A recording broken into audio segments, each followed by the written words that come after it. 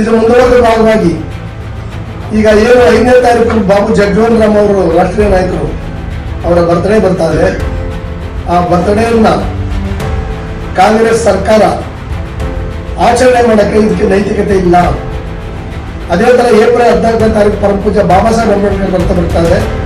ಅದು ಕೂಡ ನೀವು ಆಚರಣೆ ಮಾಡಕ್ಕೆ ಅರ್ಹರಲ್ಲ. ಎಲ್ಲೆಲ್ಲಿ ಆಚರಣೆ ನೀವು ಮಾಡಕ್ ಹೋಗ್ತೀರಾ ಅಂತ ಜಾಗದಲ್ಲಿ ನಾವು ತಡೆದು ಆ ಒಂದು ಹುಟ್ಟಿದ ಆಚರಣೆಯನ್ನ ವಿಜೃಂಭಣೆಯಿಂದ ನಾವೇ ಮಾಡ್ತೀವಿ. ಎಲ್ಲ ಸಮುದಾಯಗಳು ನಾವು ಕೆಲವು ಸಮುದಾಯಗಳು ಸೇರಿ ಅಂತಕ್ಕಂಥ ಮಾತನ್ನ ಈ ಟೈಮಲ್ಲಿ ಸರ್ಕಾರಕ್ಕೆ ಒಂದು ಎಚ್ಚರಿಕೆಯನ್ನು ಕೊಡ್ತಾ ಇದ್ದೀವಿ. ಬಂಧುಗಳೇ, ಈಗಾಗಲೇ ತಮ್ಮೆಲ್ಲರಿಗೂ ಗೊತ್ತಿದ್ದಾಗೆ ಕರ್ನಾಟಕ ರಾಜ್ಯದಲ್ಲಿ ಸುಮಾರು 30-35 ವರ್ಷಗಳಿಂದ ಒಳಗಿಸಿದ ಹೋರಾಟ ನಡೀತಾ ಇದೆ. ಇದರ ಉದ್ದೇಶ ಇಷ್ಟೇನೆ, ಎಸ್ಸಿಗಳಲ್ಲಿ ಬರ್ತಕ್ಕಂಥ 101 ಜಾತಿಗೂ ಕೂಡ ಸಮಾನವಾಗಿ ಮೀಸಲಾತಿ ಹಂಚಿಕೆ ಆಗಬೇಕನ್ನೋದೇ ಇದರ ಆಶಯ. ಈ ಮುಂದುವರೆದ ಭಾಗವಾಗಿ ಈಗಾಗಲೇ ಕರ್ನಾಟಕ ರಾಜ್ಯದಲ್ಲಿ 8-10 ಜನ ಸತ್ತಿದ್ದಾರೆ. ಆಂಧ್ರದಲ್ಲಿ 50 ಜನಕ್ಕೂ ಮೇಲೆ ಸತ್ತಿದ್ರು. ಅದೇ ತರ ತೆಲಂಗಾಣ, ಆಂಧ್ರ, ಪಂಜಾಬ್, ಇದರಲ್ಲಿದ್ದಂಥ ಹರಿಯಾಣ, ಇಲ್ಲೆಲ್ಲ ಕೂಡ ಸಮಸ್ಯೆ ಇತ್ತು. ಈ ಸಮಸ್ಯೆಯನ್ನು ಹಂತವಾಗಿ ಉತ್ತರ ಭಾರತದ ಕಾಂಚೀರಾಮ್ ಸಾಹೇಬರು ದಿಕ್ಕಿಗೆ ಬಗೆಹರಿಸಿದ್ದಾರೆ. ಆದರೆ ಕರ್ನಾಟಕ, ಆಂಧ್ರದಲ್ಲಿ ಈ ಸಮಸ್ಯೆ ಬಗೆಹರಿದಿರಲಿಲ್ಲ. ಹಾಗಾಗಿ ಕರ್ನಾಟಕದಲ್ಲಿ ಕಾಂಗ್ರೆಸ್, ಬಿಜೆಪಿ, ದಳ ಈ ಎಲ್ಲಾ ಪಕ್ಷಗಳು ಕೂಡ ಚುನಾವಣೆ ಬಂದಂತ ಟೈಮಲ್ಲಿ ತಮ್ಮ ಪ್ರಣಾಳಿಕೆಯಲ್ಲಿ ಅಧಿಕಾರಕ್ಕೆ ಬಂದ್ರೆ ನಾವು ಒಳಮೀಸಲಾತಿಯನ್ನ ಸೆಂಟ್ರಲ್ ಗವರ್ಮೆಂಟ್ಗೆ ರೆಕಮೆಂಡೇಶನ್ ಅನ್ನು ಮಾಡಿ ಅದನ್ನು ಪಾಸ್ ಮಾಡಿಸ್ತೀವಿ ಅಂತ ಮಾತು ಕೊಟ್ಟಿರ್ತಾರೆ. ಆದ್ರೆ ದಳ 2 ಸಾರಿ ಅಧಿಕಾರಕ್ಕೆ ಸಿಎಂ ಆದ್ರು, ಕುಮಾರಸ್ವಾಮಿ ಅವರು ಆ ಸುದ್ದಿ ಎತ್ತಲಿಲ್ಲ. ಯಡಿಯೂರಪ್ಪ ಅವರು 4 ಸಾರಿ ಸಿಎಂ ಆದ್ರು, ಆ ಸುದ್ದಿನ ಎತ್ತಲಿಲ್ಲ. ಸಿದ್ದರಾಮಯ್ಯನವರು 2013ರಿಂದ 18ರವರೆಗೂ ಅಧಿಕಾರದಲ್ಲಿದ್ದರು, ಅವರು ಮಾಡ್ತೀವಿ ಅಂತ ಮಾಡಲಿಲ್ಲ. ಇನ್ನು ಬಿಜೆಪಿ 4 ವರ್ಷದಲ್ಲಿ ಅಧಿಕಾರದಲ್ಲಿದ್ದರು. ಮೊನ್ನೆ ಬಸವರಾಜ ಬೊಮ್ಮಾಯಿ ಚೀಫ್ ಮಿನಿಸ್ಟರ್ ಆಗಿದ್ದಾಗ ಸುಮಾರು ನಾವೆಲ್ಲ 101 ಉಪಜಾತಿಗಳು 151 ಜಾತಿಗಳು ಸೇರಿ ಫ್ರೀಡಂ ಪಾರ್ಕ್ ಅಲ್ಲಿ 1 ವರ್ಷಗಳ ಕಾಲ ಧರಣಿ ಮಾಡಿದ್ವಿ.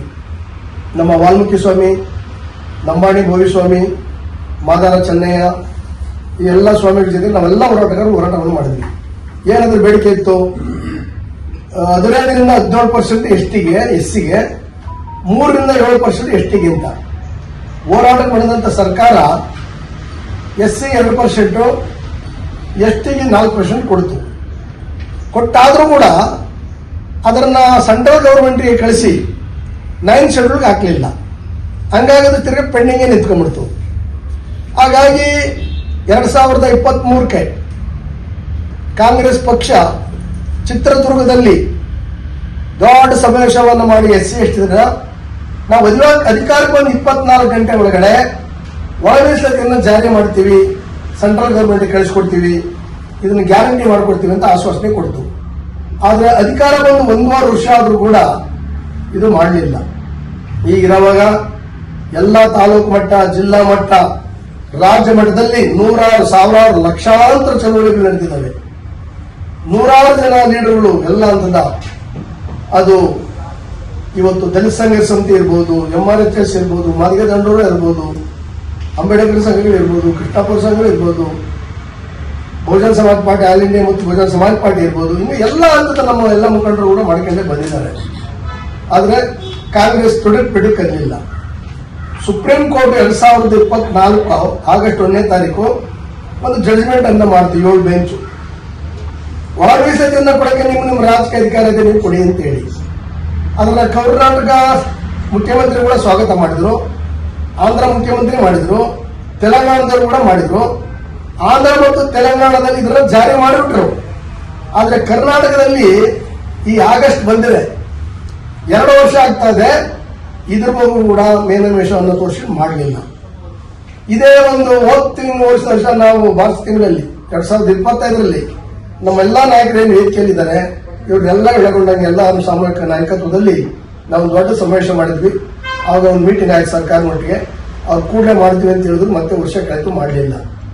ಇವಾಗ ಇದೇ ತಿಂಗಳು 12ನೇ ತಾರೀಕು ಸುಮಾರು 40ರಿಂದ 50,000 ಜನ ಬೆಂಗಳೂರಿಗೆ ಬಂದು ಒಂದು ಉಗ್ರವಾದ ಪ್ರತಿಭಟನೆಯನ್ನ ಮಾಡಿದರು.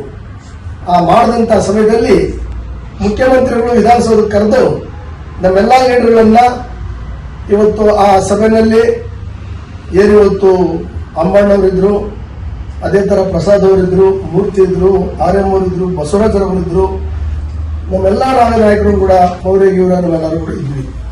ಸುದೀರ್ಘವಾಗಿ 1 ಗಂಟೆಗಳ ಕಾಲ ಚರ್ಚೆ ಮಾಡಿ ನೀವು ಇದನ್ನ ಧರಣಿಯನ್ನ ವಾಪಸ್ ತಗೊಳ್ರಿ, 27 ನನಗೆ ಅವಕಾಶ ಮಾಡಿಕೊಡಿ, 27 ಯಾವುದೇ ಕಾರಣದಿಂದ ನಾನು ಮಾತಿಗೆ ತಪ್ಪದಿಲ್ಲ. ಒಂದು ವಿಶೇಷವಾದ ಸಂಪುಟವನ್ನು ಕರೆದಿದ್ದೀವಿ, ಆ ಸಂಪುಟದಲ್ಲಿ ತೀರ್ಮಾನ ಮಾಡ್ತೀವಿ ಅಂತ.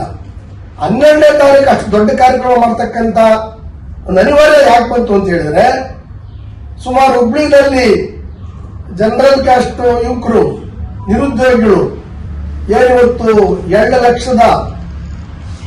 2,84,000 ಹುದ್ದೆ ಖಾಲಿ ಇದೆ, ಅದನ್ನ ಭರ್ತಿ ಮಾಡಿ ನಮಗೆ ಏಜ್ಗಳಾಗ್ತದೆ ಅಂತ ಪ್ರೊಟೆಸ್ಟ್ ಮಾಡಿದ್ರು.